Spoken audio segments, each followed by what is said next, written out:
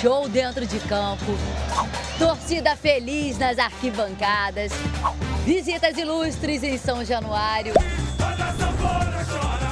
Uma campeã do Carnaval Carioca, a rainha de bateria da Imperatriz Leopoldinense e torcedora vascaína, Maria Mariá. E o campeão do carinho da torcida, Andrei Santos. O jogador voltou emprestado para o Vasco até o meio do ano, já que não conseguiu visto de trabalho na Inglaterra para poder jogar no Chelsea. Enquanto ele não joga, o Vasco vai se virando muito bem. Que segunda-feira para os vascaínos. Uma noite que prometeu desde o início. A primeira bola na rede foi do Boa Vista, logo aos 3 minutos. Mas o Marquinhos estava impedido e o gol foi anulado. Aí, com 9 minutos, o Vasco abriu a contagem.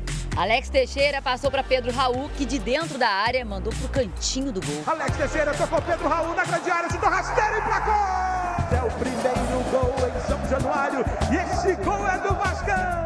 Só dava Vasco, com muitas chances perdidas. Até que a dupla Alex Teixeira e Pedro Raul se encontrou com um gol de novo. Os dois tabelaram, Alex tentou a primeira, foi bloqueado pelo goleiro Fernando, mas não desperdiçou o rebote. Alex Teixeira fazendo o segundo gol do Vasco aqui em São Januário. Momento importante para o camisa 7, primeiro gol dele pelo Vasco em São Januário, desde que voltou para o time no meio do ano passado. O último gol dele no estádio tinha mais de 13 anos, em 2009 contra o Fortaleza. Feliz, né, cara? Feliz. Desde a minha volta eu não tinha feito gol aqui ainda, mas feliz pela essa torcida. Sempre me recebe com carinho, então esse gol foi pra eles. No segundo tempo, na falha do Jair, o Boa Vista conseguiu o primeiro gol. Ryan Guilherme aproveitou, tentou marcar, Léo Jardim defendeu, mas o Di Maria diminuiu. Pablo Di Maria chutou e placou. Di Maria é o nome do cara! Claro que não é o da seleção argentina, né? Do Boa Vista, Di Maria! Perder um pouquinho de concentração, perder um pouquinho o foco. A gente acaba levando um gol num lance de infelicidade nosso, um erro nosso de saída. Depois, com as trocas, eu acho que a gente conseguiu subir de novo, conseguiu gerar mais intensidade e volume no jogo, conseguiu fazer mais 2 gols e conseguiu sair com a vitória. Escanteio cobrado pelo Nenê, desvio do Ignaldo e bela finalização do Fumita Rodrigues. Primeiro gol do uruguaio pelo Vasco. Fumita! O quarto e último gol veio depois dessa cobrança de falta do Nenê. A defesa do Boa Vista se enrolou toda e o Pedro Raul, esse aí encontrou a bola. Segundo gol dele na partida, sexto desde que chegou ao Vasco, artilheiro do time. Aumentando e transformando o placar em goleada aqui em São Januário. Final Vasco 4, Boa Vista 1. Faltam 2 rodadas para o fim do primeiro turno. O Vasco está na 3ª posição e o Boa Vista é o lanterna. Então, dando uma passada aqui na situação, faltando 2 rodadas para acabar a primeira fase. Taça Guanabara, Vasco em terceiro, dentro da zona de classificação. Botafogo em quinto, correndo o risco de ficar fora da semifinal. Você não vai ficar fora do Globo Esporte amanhã não, né? Te vejo amanhã, tá? Beijão, boa tarde. Quem venceu ontem? E você esteve lá, não é mesmo, Igor Dorilho? Estive lá em São Januário, acompanhando essa partida. Você falou do Pedro Raul aqui no início da semana. E ontem ele fez valer essa sua aposta, marcou 2 vezes. O Vasco passou com tranquilidade sobre o Boa Vista. Vamos ver como foi essa partida. No camarote, presença VIP. Voltando para casa, o garoto Andrei tirou foto com torcedores e assistiu a partida. Logo no início, ele viu o Boa Vista balançar a rede com o Marquinhos, mas o atacante estava impedido. Depois disso, só deu Vasco no primeiro tempo. Aos 9 minutos, Alex Teixeira roubou a bola no campo de ataque e tocou para Pedro Raul, que ajeitou o corpo e finalizou no cantinho para abrir o placar. Puma Rodrigues cruzou e Alex Teixeira quase ampliou de cabeça. Dentro da área, Jair serviu Gabriel Peck, que chutou para fora. Depois foi a vez de Peck achar Puma Rodrigues. O uruguaio parou na trave. E já aos 42 minutos, Alex Teixeira tabelou com Pedro Raul e teve que finalizar 2 vezes para deixar o dele.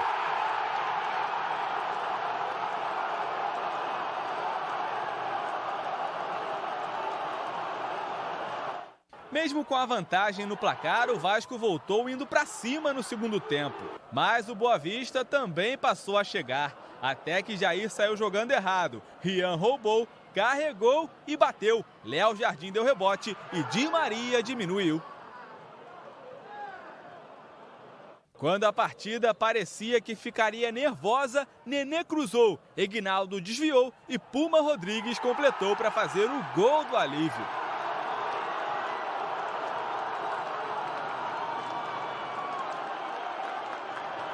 O Cruz Maltino queria mais. A defesa do Boa Vista bateu cabeça e Pedro Raul apareceu para fazer o segundo dele no jogo.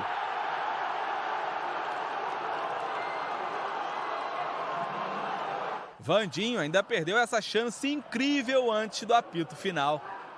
Com a vitória, o Vasco pulou da 5ª para a 3ª posição e entrou na zona de classificação para as semifinais do Campeonato Carioca a 2 rodadas do fim da Taça Guanabara. Um bom resultado, a gente precisava desse resultado para subir na tabela de classificação, para poder passar 2 adversários diretos, para poder se manter na briga. Isso, sem dúvida, foi o mais importante. No domingo, tem clássico contra o Flamengo no Maracanã e a torcida já deu o recado.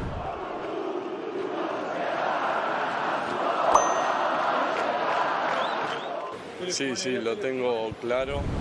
Obviamente se sigue mucho el fútbol de Brasil en Uruguay y bueno, obviamente que los clásicos son para ganarlo, quizás no tanto jugarlo, pero obviamente si se puede jugar y ganar, mejor. É uma oportunidade que a gente tem de enfrentar um grande adversário. E aí, como eu falei anteriormente, pela histórica, por tudo que envolve esse clássico, é um jogo que todos querem jogar, que a torcida vai fazer a sua festa e que a gente tem que entrar para fazer de todo o possível para tentar vencer e dar esse presente para o torcedor. Eu ouvi ali correto mesmo? Estava legendado correto ali? Era aquilo mesmo? Chamou, né?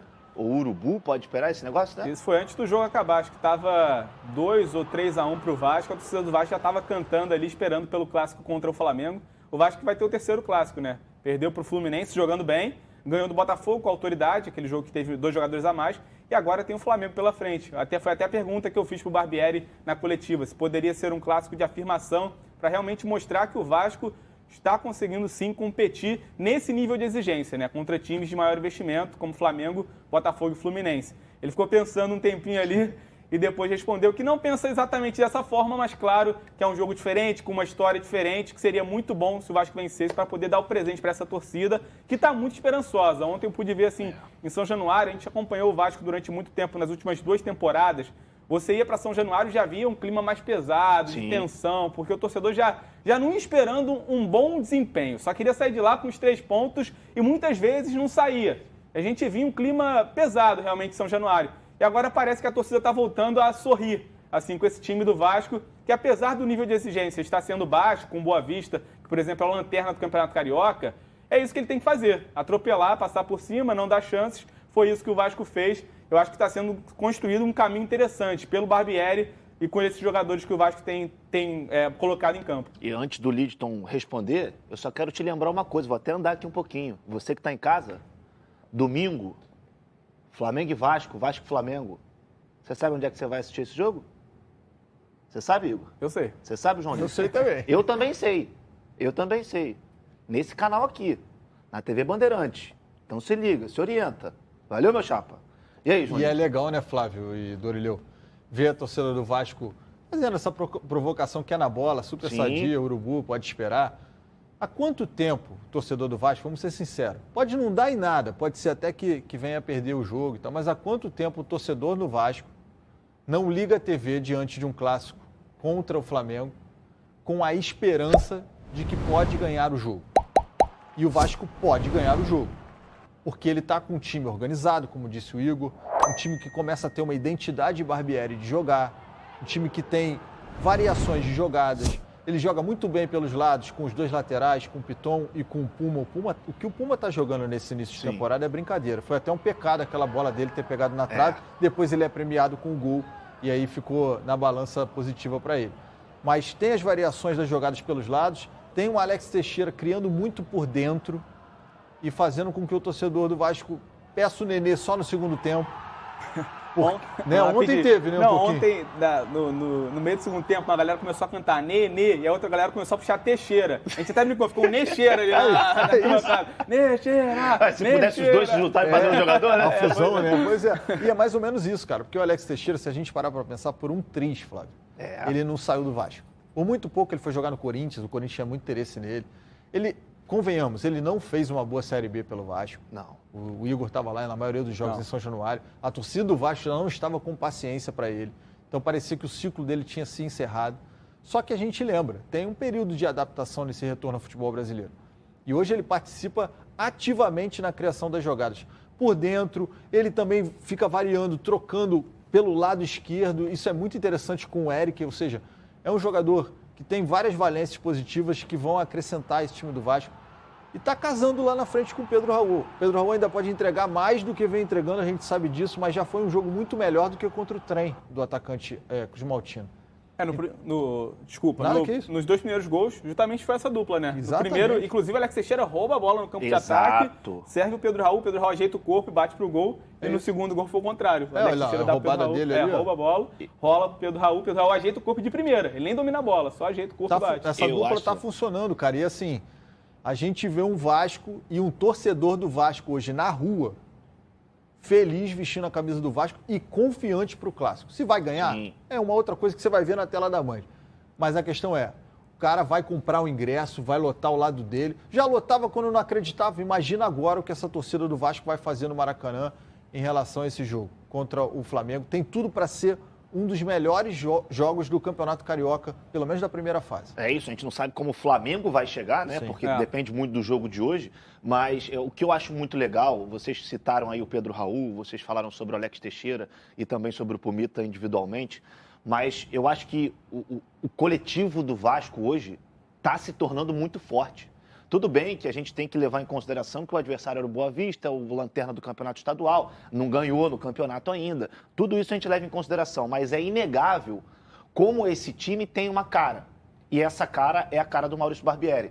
O que me chama muita atenção é como a pressão do Vasco, quando perde a bola no campo de ataque, ela é imediata. Perdeu, pressionou, roubou, pum. Assim saiu o gol do Alex Teixeira. E de jogadores que você pode... O Alex Teixeira já é um cara que... mais experiente, mas você vê, se doando o tempo inteiro em campo. Eu acho que vocês falaram sobre a adaptação dele. Não é fácil você sair garoto daqui do Brasil, ficar sua vida inteira jogando lá fora e já voltar numa outra fase da sua carreira, uma outra fase da sua vida, uma outra fase do clube. Tudo isso influencia. Hoje não. Hoje o Vasco se tornou um futebol, um clube estruturado, um time cada vez mais organizado e isso, óbvio, que vai fazer com que os jogadores que têm qualidade dentro do seu grupo sobressaiam. Caso do Pedro Raul e principalmente do Alex Teixeira nesse início de temporada. Então, acho que os pontos positivos do Vasco nesse início são muito maiores do que os negativos. Porque tá dando gosto de ver esse Vasco jogar um jogo para frente, ofensivo, sem deixar o adversário respirar. Sabe quando tinha sido o último gol do Alex Teixeira em São Januário? Não. 2009. Meu Deus. Caramba. Na primeira passagem, você falou sobre sair garoto do Vasco, eu lembrei desse dado. O último gol dele em São Januário tinha sido em 2009, porque no ano passado ele até marcou pelo Vasco, mas longe do Rio de Janeiro. Foi o gol do Operário. Exatamente, na batalha. Fundamental o gol. Pois é, então, ele voltou a marcar depois de muito tempo, ele foi lá, comemorou com a torcida, foi bacana ver essa conexão dele novamente com a torcida do Vasco. E eu concordo exatamente com o que você disse. É um padrão muito bem estabelecido já pelo Barbieri. Essa pressão pós-perda no campo de ataque funcionando muito bem. Assim sai o primeiro gol. Eu acho que ofensivamente o Vasco tem criado bastante, principalmente pelos lados. Cria por dentro também. Ontem até o gol do Alex Teixeira sai por dentro, mas cria principalmente pelas laterais. Eu acho que o que precisa mais ser testado nesse time do Vasco ainda é a defesa. Porque se a gente for olhar para trás aqui, até agora, o único jogo que a defesa do Vasco foi realmente testada foi contra o Fluminense. Com o Botafogo, apesar de ser um clássico, o Vasco teve superioridade numérica o tempo todo. Então não foi um jogo que a defesa precisou trabalhar tanto. Eu acho que nessa partida contra o Flamengo, a gente vai ver a defesa do Vasco trabalhando um pouco mais. E aí a gente vai ver se a defesa está tão bem trabalhada quanto o ataque vem mostrando estar. Ontem muita gente, inclusive, achou que foi falha do Léo Jardim nesse lance. É algo que a gente vai discutir aqui. O Miranda também marca bobeira, ele está na frente do atacante. Mas a grande falha desse lance é do Jair. Sem dúvida. Começa lá, né? Na saída de bola, ele tem um erro de displicência, um pouco de displicência ali, que aconteceu, inclusive, com o Rodrigo no clássico contra o Fluminense. Sim. É a segunda vez que a cabeça da área do Vasco erra numa saída de bola, uma bola boba, uma bola fácil, não é um passe difícil, E aí custa um gol, tem que tomar bastante. Esse gol é uma atrapalhada. Não, esse gol é. Os dois zagueiros cena de trapalhões, pô. Não, costuma dizer, bateu cabeça, mas esse aí bateu cabeça de verdade. Literalmente. O cara fica até caído ali, ó, no atendimento. E o chute do Pedro Raul exatamente, também cara. é uma Eu acho que se o atrapalhada. Pedro Raul acerta o chute, o goleiro pega. É possível. Mas como ele meio que não pegou, ele pegou um pouquinho aqui, né? A bola acabou que foi reta. Mas outro elemento importante, a gente viu ali o Pumita falando no seu VT, o Dorileu. O primeiro gol dele, eu acho que premia essa boa temporada que ele está fazendo pelo Vasco, esse bom início, né? Já estava merecendo. Claro que a gente tem que ter cuidado na hora de avaliar, porque ainda é um recorte muito pequeno, né? Sim. No início de temporada, contra adversários ainda não tão fortes, mas o que mostrou até aqui o Puma Rodrigues é para ficar empolgado, sim.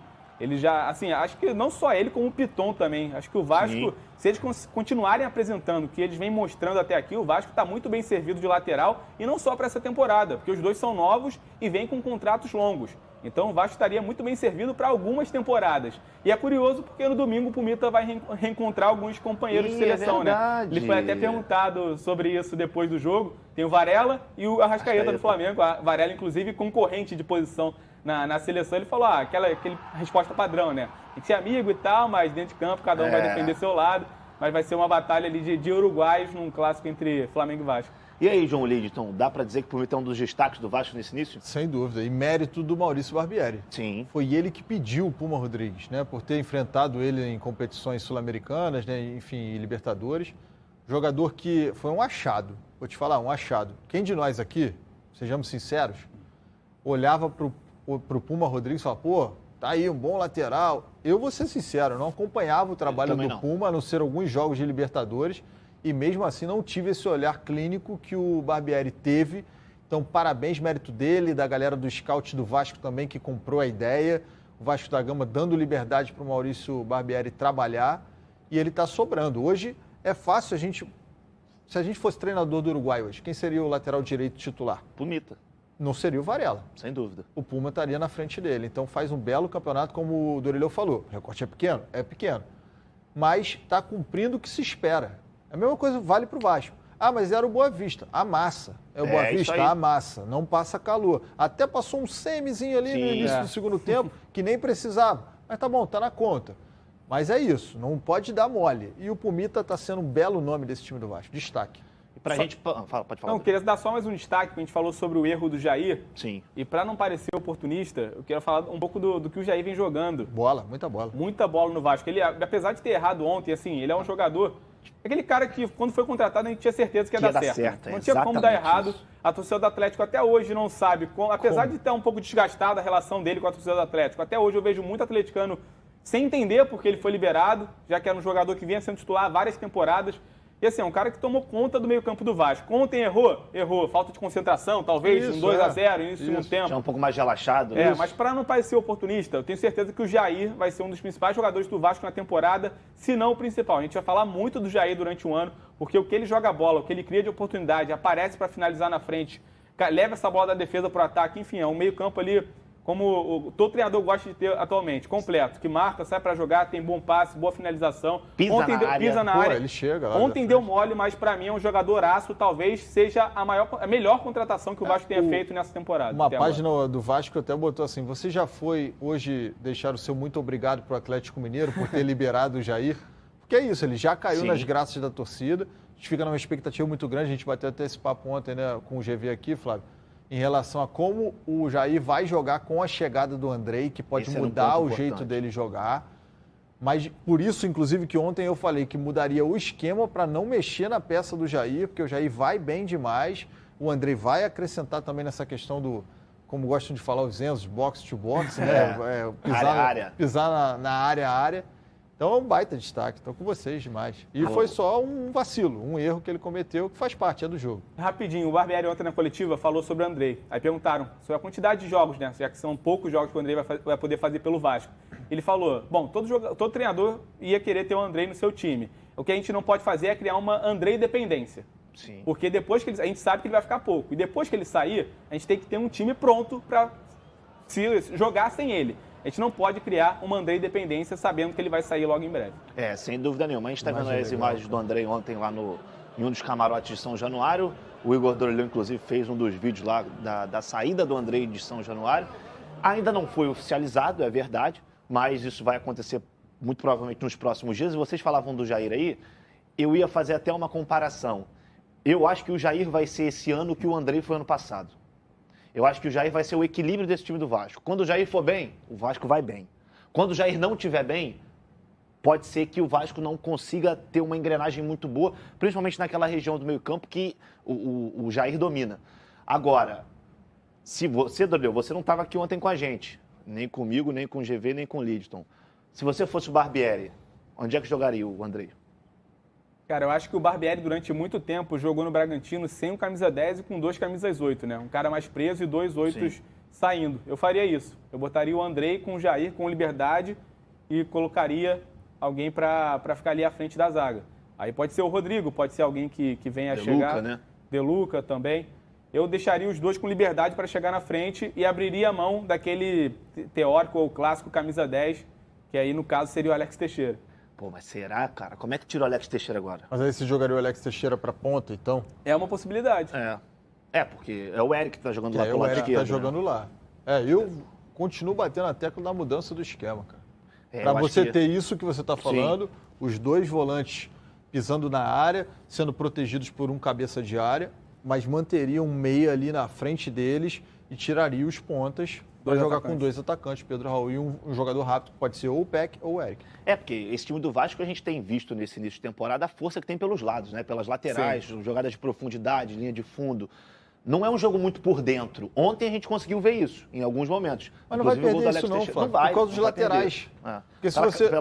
exatamente, os laterais deles. Exato, o Jair vai conseguir apoiar aqui pela direita ou pela esquerda, vai depender de como o Maurício vai querer botar esse losango. Mas ele vai ter os 2 volantes triangulando com os laterais que passam muito, o Piton passa demais, o Puma passa demais. O Vasco não vai perder os flancos por causa do Pedro Raul. Porque eu acho que é importante manter o jeito de jogar. Pode mudar o esquema, mas o jeito de jogar para o Pedro Raul. E o Maurício Barbieri não tem vergonha nenhuma de falar que ele montou sim um time para o Pedro Raul se destacar. E o Vasco que ganha com isso, porque o vice-artilheiro do ano passado realmente tem que fazer isso. E só uma coisa aqui para vocês, tá? 6 gols já do Pedro Raul na temporada, tá bom? 6. Segura aí, porque vai vir mais, tá? A gente tem a classificação do Carioca para colocar para vocês aqui. Agora, meu amigo, a vitória do Vasco ontem tirou o Botafogo.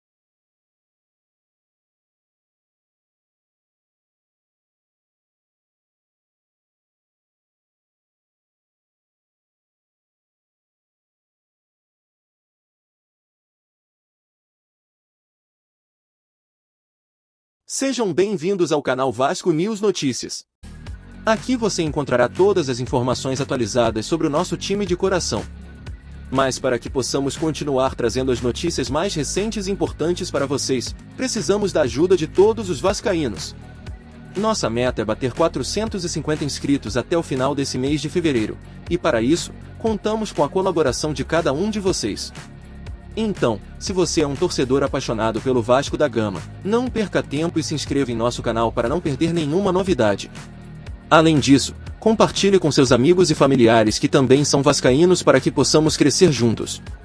Vamos juntos apoiar o gigante da colina e fazer com que o nosso canal de notícias seja referência para todos os vascaínos. Contamos com vocês!